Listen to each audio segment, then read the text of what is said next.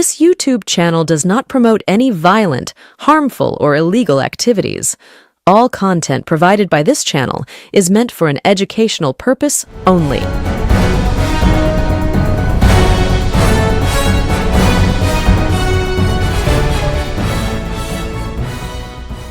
BJP 2026 চৌঠা মে পশ্চিমবঙ্গে ক্ষমতায় এসছে এবং প্রথমবারের জন্য ক্ষমতায় এসছে মুখ্যমন্ত্রী শুভেন্দু অধিকারী। এই শুভেন্দু অধিকারীর নেতৃত্বে বিজেপির 207 জন এমএলএ বিধায়ক এই মুহূর্তে পশ্চিমবঙ্গের বিধানসভায় শাসক দলের ভূমিকায়। বিরোধী দল তৃণমূল কংগ্রেস, যদিও তৃণমূল কংগ্রেস বললে ভুল হবে, বলা উচিত ঋতব্রতপন্থী তৃণমূল কংগ্রেস। কিন্তু এই যে 207 জন বিধায়ক মুখ্যমন্ত্রী শুভেন্দু অধিকারীর নেতৃত্বে পশ্চিমবঙ্গে শাসক দলের ভূমিকায় অবতীর্ণ হয়েছেন, এই 207 জন যে বিধায়ক নির্বাচিত হয়েছেন তাদের মধ্যে কারা কারা শেষ টার্ম, এটাই প্রথম, এটাই শেষ, এই শেষ টার্মের জন্য বিধায়ক হয়েছেন কোন বিধায়ক তা একদম খুব স্পষ্ট ভাবে বলে দিয়েছেন বিজেপিরই এক নেতা।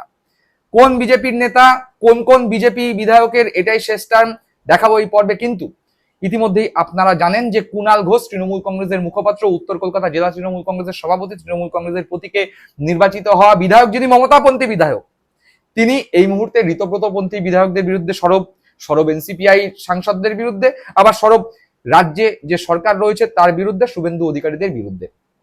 স্বাভাবিকভাবেই কুণাল ঘোষ এই মুহূর্তে রাজ্যের শাসক দল শুভেন্দু অধিকারীর মাথা ব্যথার কারণ ঋতব্রত সহ অন্যান্য যে সমস্ত সাংসদ বিধায়করা মমতা বন্দ্যোপাধ্যায়ের হাত ছেড়ে চলে গিয়েছেন তাদের মাথা ব্যথার কারণ কুণাল ঘোষ। আর এই কুণাল ঘোষ যতদিন মুখ খুলছেন ততদিন এদের মাথা ব্যথা থাকবে। বিধানসভার মধ্যে হোক, বিধানসভার বাইরে হোক, কুণাল ঘোষ লাগাতার শাসক পক্ষের বি টিম হয়ে কাজ করা ঋতব্রতপন্থী বা কাকলি ঘোষ দস্তিদার পন্থী যে সমস্ত সাংসদ বিধায়ক আছেন তাদের বিরুদ্ধে মুখ খুলছেন কুণাল ঘোষ।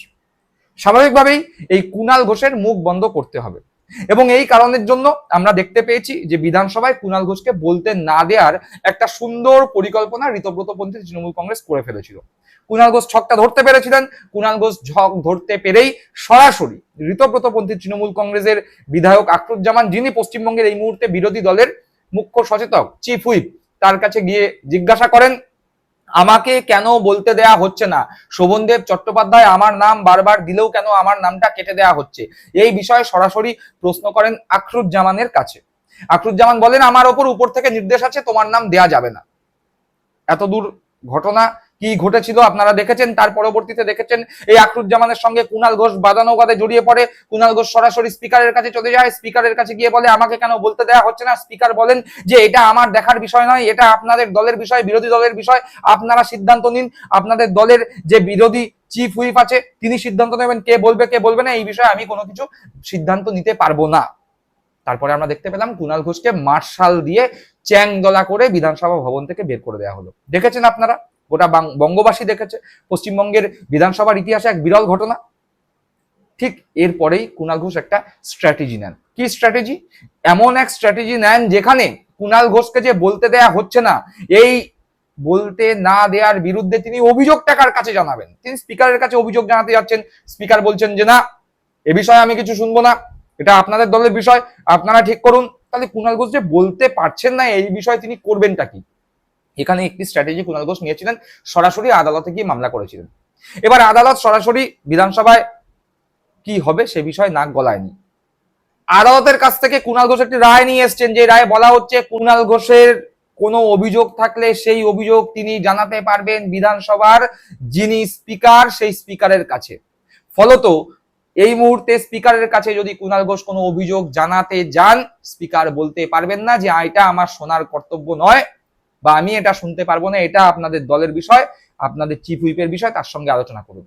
কুণাল ঘোষের এই স্ট্র্যাটেজিতে একসঙ্গে মাত হয়ে গিয়েছেন আখরুজ্জামান, বিজেপি, স্পিকার, ঋতব্রতপন্থী তৃণমূল কংগ্রেস, ঋতব্রত ব্যানার্জি নিজে, শুভেন্দু অধিকারী সহ সকলে। ফলে কুণাল ঘোষের মুখ বন্ধ করার যেই একটা স্ট্র্যাটেজি বা একটা চক্রান্ত বা একটা পরিকল্পনা যাই বলুন না কেন একটা হচ্ছিল, সেইটা আপাতত ধাক্কা খেলো কোথায়? আদালতের মাধ্যমে। মোটের ওপর আদালত থেকে একের পর এক ধাক্কা শুভেন্দু বলুন বা ঋতব্রত শিবির বলুন, সকলেই খাচ্ছে। দেখুন কুণাল ঘোষ কি বললেন। রাজ্য বিধানসভায় আমার গুরুত্বপূর্ণ বিষয়ে বলতে দেওয়া হচ্ছে না বলে আমি একটি মামলা করেছিলাম কলকাতা হাইকোর্টে। আজ সেই মামলার দীর্ঘ শুনানি হয় এবং শেষ পর্যন্ত মামলাটি ডিসপোজ অফ হয়েছে।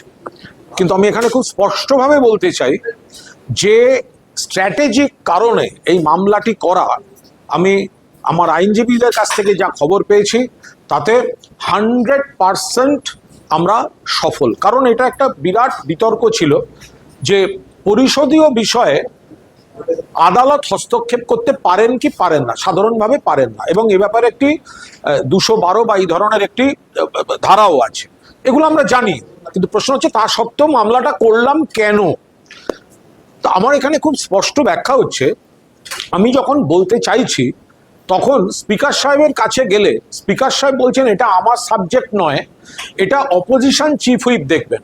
আর অপোজিশন চিফ হুইপ বলছেন আমার উপর ইনস্ট্রাকশন আছে আপনার নাম দেওয়া যাবে না।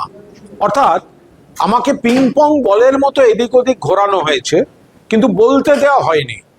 আমার একটা জিনিস জানার দরকার ছিল যে কে অথরিটি, কে আমাকে বলতে দিচ্ছেন না। তো আজকে কোর্টের রায় আমার মামলাটি ডিসপোজ অফ করার সময় যে রায়টি হয়েছে তাতে স্পেসিফিক্যালি মহামান্য কলকাতা হাইকোর্টের বিচারপতি জানিয়েছেন যে আমি আমার বক্তব্য স্পিকারকেই বলবো, অর্থাৎ স্পিকার ইজ দ্য চেয়ার। অর্থাৎ স্পিকারের কাছে গেলে যদি উনি বলেন যে না না এটা অপোজিশন চিফ হুইপ হয়নি বা অমুক হয়নি, এইভাবে এটা হবে না। মামলা শেষ হয়ে গেছে, বিধানসভার উপর আদালত হস্তক্ষেপ করেননি, কিন্তু তার নির্দেশে পরিষ্কারভাবে বলে দিয়েছেন যে আমি আমার সমস্ত অভিযোগ স্পিকারকে বলতে পারবো। অর্থাৎ স্পিকার সাহেবের কাছে আমি আবার আমার যে বক্তব্যগুলো সেগুলো আমি জানাবো। এবার কোর্টের রায়টিও আমি মেনশন করব, এবং তারপরেও যদি আমাকে আবার হয়রান করা হয় তাহলে আমি আবার এই ইস্যুটি নিয়ে কলকাতা হাইকোর্টে আবার ফিরে আসবো। শুনলেন কুণাল ঘোষের বক্তব্য। এবার আসা যাক কোন কোন বিজেপি বিধায়কের শেষ টার্ম এ বিষয়ে মন্তব্য করেছেন এক বিজেপি নেতা। ইতিমধ্যেই আপনারা দেখতে পেয়েছেন বিজেপির একাধিক নেতৃত্ব, সে রাজ্য সভাপতি শ্রমিক ভট্টাচার্য হোক বা পঞ্চায়েত মন্ত্রী দিলীপ ঘোষ হোক বা তৃণমূল থেকে বিজেপিতে গিয়ে বিধায়ক নির্বাচিত হওয়া পাণ্ডবেশ্বরে জিতেন তিওয়ারি হোক, সকলে বিজেপির নিচু তলার কর্মী বা বিজেপির নেতাদের যে তোলাবাজি চলছে সেই তোলাবাজির বিরুদ্ধে মুখ খুলেছেন। এমন তোলাবাজি চলছে, সেই তোলাবাজি কন্ট্রোল করার জায়গায় বিজেপির রাজ্য নেতৃত্ব থেকে শুরু করে কেন্দ্রীয় নেতৃত্ব, স্থানীয় বিধায়ক থেকে শুরু করে মন্ত্রীরা কেউ নেই। নাগারে তোলাবাজি চলছে, স্থানীয় প্রশাসনও চুপ করে বসে আছে। তারাও ভাবছে সবে দলটা ক্ষমতায় এসছে, এদের বিরুদ্ধে কথা বলতে যাব, কার খুঁটি কোথায় বাধা আছে, কে এসে আবার বাধা দেবে, সুতরাং তারাও চুপ। ফলত এই তোলাবাজি নিয়ে ক্ষমতায় আসার 3 মাসের মধ্যেই বিজেপি একেবারে বেকায়দায় পড়ে গিয়েছে। আর সাধারণ মানুষ সব দেখছে, সাধারণ মানুষের বক্তব্য, আমরা তো তৃণমূল কংগ্রেসকে সরিয়ে বিজেপিকে এনেছিলাম, কিন্তু বিজেপি ক্ষমতায় আসার 3 মাসের মধ্যে এমন তোলাবাজি শুরু করেছে যা তৃণমূল কংগ্রেসের 15 বছরকেও ছাপিয়ে গেছে। এ কথা জিতেন্দ্র তিওয়ারি গলাতেও শোনা গিয়েছিল।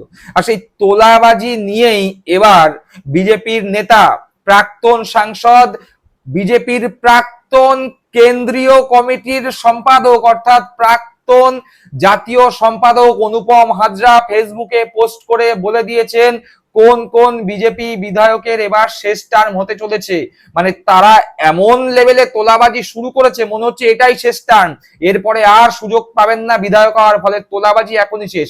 এতদিন পর্যন্ত নিচু তলার নেতা কর্মীদের বিরুদ্ধে অভিযোগ উঠছিল, এবার অনুপম হাজরা প্রাক্তন সাংসদ, বিজেপির কেন্দ্রীয় কমিটির প্রাক্তন সম্পাদক, তিনি সরাসরি বিজেপি বিধায়কদের বিরুদ্ধেই অভিযোগ তুলে দিয়েছেন। তিনি কি বলছেন তার ফেসবুক পোস্টে একবার দেখুন। তিনি বলছেন কিছু এমএলএ এমন গতিতে তোলা তুলছে যে মনে হচ্ছে তারা নিজেও জানে যে এবারেই তাদের শেষ টার্ম। আমাদের মধ্যেও যে এরকম সব প্রতিভা লুকিয়ে আছে পার্টি ক্ষমতায় না এলে জানতেই পারতাম না। অর্থাৎ বিজেপির কিছু বিধায়ক এমন গতিতে তোলা তুলতে শুরু করেছে যে অনুপম হাজরা অবাক হয়ে গিয়েছেন। তিনি বলছেন যে এই সমস্ত বিধায়করা হয়তো বুঝতে পেরে গিয়েছেন এবারই তাদের শেষ টার্ম, এবারেই সমস্ত তোলা টাকা পয়সা যা তোলার তুলে নিতে হবে, কেননা সামনের বার তারা আর বিধায়ক হতে পারবেন না। এরকম একটি অবস্থায় পৌঁছে গিয়েছেন বিজেপির বিধায়করা। পাশাপাশি তিনি বলেছেন যে বিজেপি দলের মধ্যেও যে এই প্রতিভা লুকিয়ে আছে, বিজেপি ক্ষমতায় না আসলে তিনি এটা বুঝতে পারতেন না। পাশাপাশি এই বিষয়ে তিনি আরএসএস কে উদ্দেশ্য করে কি লিখেছেন দেখুন। তিনি আরএসএস কে উদ্দেশ্য করে লিখছেন, রাষ্ট্রীয় স্বয়ংসেবক সংঘ RSS must monitor closely and take control over this for the sake of respecting the sentiments of millions of Bengalis who voted for BJP in 2026 to get rid of TMC. অর্থাৎ Anupam Hazra RSS কে উদ্দেশ্য করে বলেছেন যে রাষ্ট্রীয় স্বয়ংসেবক সংঘ আপনাদের এখনই উচিত এই বিষয়ের কন্ট্রোল নেওয়া, এই বিষয়ে যথেষ্ট পরিমাণে নজরদারি করা। তার কারণ বাংলার মানুষজন তৃণমূল কংগ্রেসের বিরুদ্ধে বিজেপিকে ভোট দিয়েছিল, আর বিজেপি ক্ষমতায় এসে যা শুরু করেছে তাতে বাংলার মানুষ আরো কিন্তু ক্ষেপে যাবে। ফলে এ বিষয়ে রাষ্ট্রীয় স্বয়ংসেবক সংস্থার উচিত খুব দ্রুততার সঙ্গে এই বিষয়ে দৃষ্টি দেয়া। মোটের ওপর রাজ্য সভাপতি শ্রমিক ভট্টাচার্য থেকে পঞ্চায়েত মন্ত্রী দিলীপ ঘোষ, এদিকে বিধায়ক জিতেন তিওয়ারি থেকে শুরু করে প্রাক্তন সাংসদ, বিজেপির প্রাক্তন জাতীয় সম্পাদক অনুপম হাজরা, সকলের মুখেই একই কথা, তোলাবাজি তোলাবাজি তোলাবাজি। তোলাবাজিতে বিজেপি এতটাই লিপ্ত হয়ে গিয়েছে যে কন্ট্রোল করা যাচ্ছে না। দর্শক বন্ধুরা কি মনে করছেন আপনারা অবশ্যই কমেন্ট বক্সে কমেন্ট করে জানাবেন। সকলে ভালো থাকবেন, সুস্থ থাকবেন। জয় হিন্দ, বন্দে মাতরম।